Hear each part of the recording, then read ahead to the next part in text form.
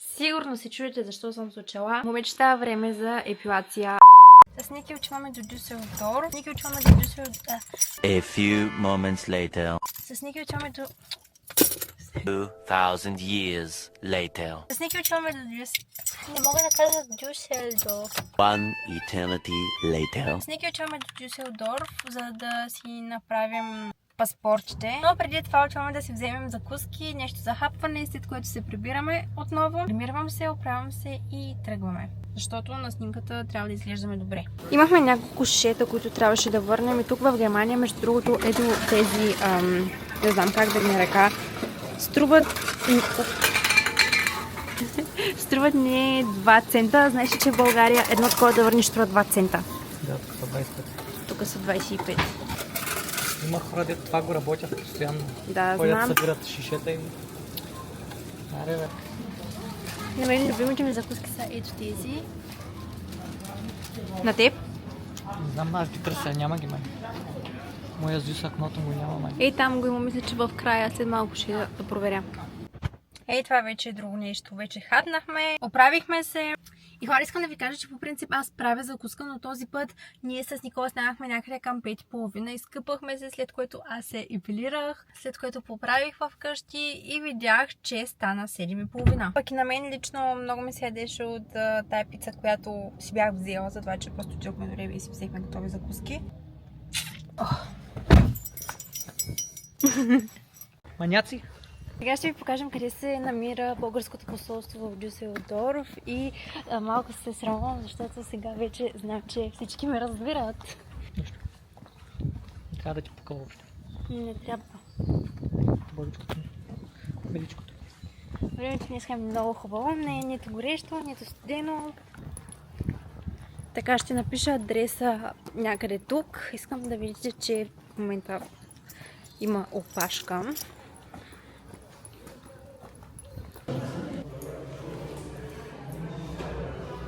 Искам само да ви кажа впечатленията, които ми направиха докато си правих паспорта. Първото нещо, което искам да ви кажа е, че по принцип ние запазихме час на единия на името. Когато отидохме, те казаха, че просто не е позволено 2 човека в един час да си направят личните карти или паспортите. То окей, аз го приемам. След което започнахме да попълваме документите от това документите за паспорт. Писалката не работеше, Никола отиде да поиска една химикалка от жената и жената му се развика за това, че постоянно хората изимат писалките, за това, че е купила, колко каза? За това, че жената няма химикалки, останали се само 10. Не разбирам какъв е проблема и с какво ние сме виновни. Ние буквално и върнахме писалката, защото беше свършила и искахме нова в замяна. Дали ни писалка, но супер грозно отношение от страна на жената.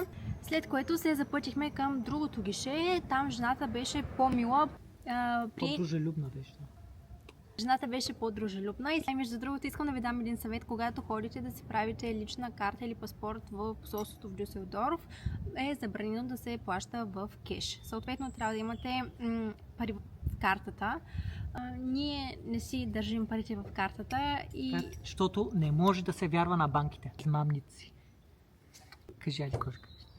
И това искахме да платим в кеш, обаче нямаше как, затова просто попитахме едни хора. В случая хората, които попитахме, бяха украинци или руснаци.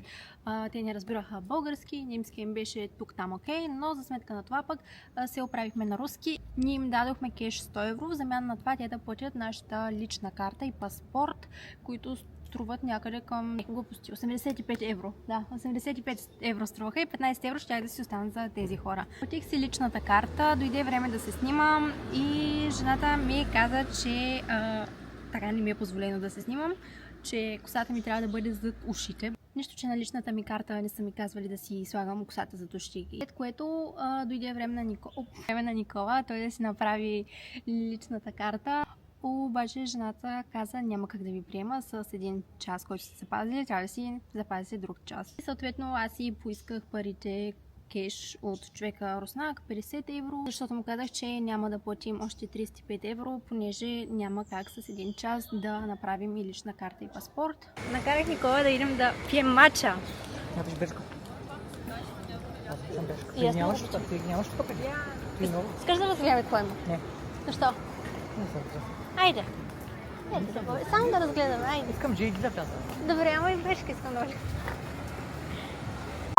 Навсякъде в Бешка има тениски плотници на Бразилия и Аржентина. Заради световното, да. Не разбира се, заради световно. Ма само един етаж ли има? В Германия в повечето градове няма един единствен мол, в който да има, както в България, много магазинчета вътре. Тук всичко е на улицата. Магазин след магазин след магазин. Алло! Той има само обувки. Тук да си покажем и аутфита. Следващата спирка Дъглас. Ние сме в Дуглас вече. Не следващата спирка.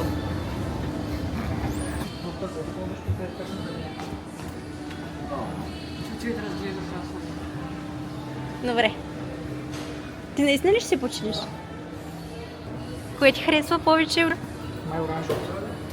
Защото... Това прекалено сладкото е... Пива. Ти не я сякаш. Ти го мириша върху тебе. Много по-мириш. Това го имам, да, и от 3 години още не ме е свършило. Там не изкупваш. Пожелавам на всяка една жена да има такъв мъж, който да разглежда с нея, да не я кара да бърза. Ники, може ли да ми кажеш какво ми каза днес в колата? Когато те попитах каква е моята задача като жена към тебе. Знае да ми държиш настроението. Не трябва да се притесняваш за нищо, само да ми държиш настроение, да ме подкрепяш просто. Пък аз всичко ще го направя. Разбира се, твоите Да. пиши това. Да. Преди работих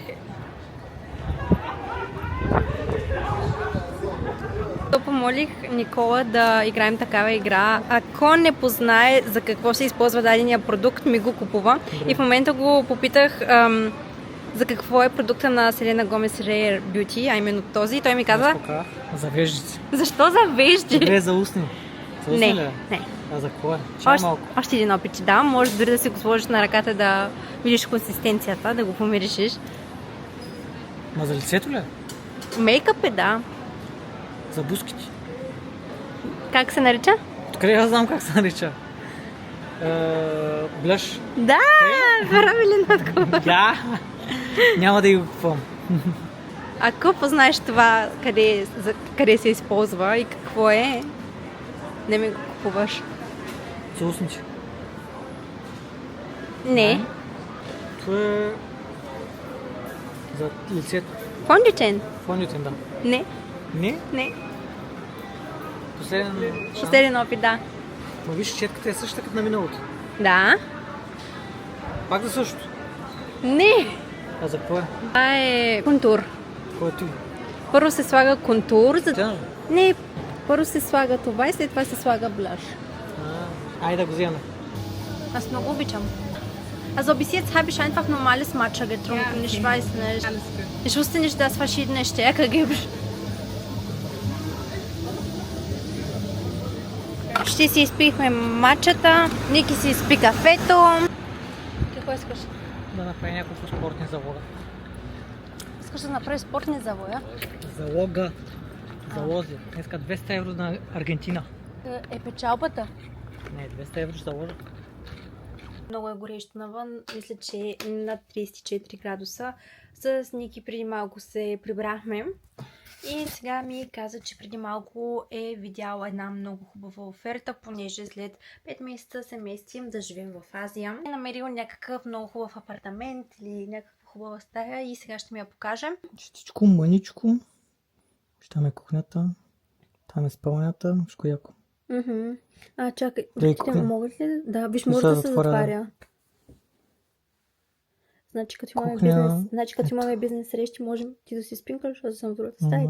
Има басейнче долу. О, има и шминкчеш. Да, готино, Вече е вечер, аз съм много уморена, Никола също е много уморен.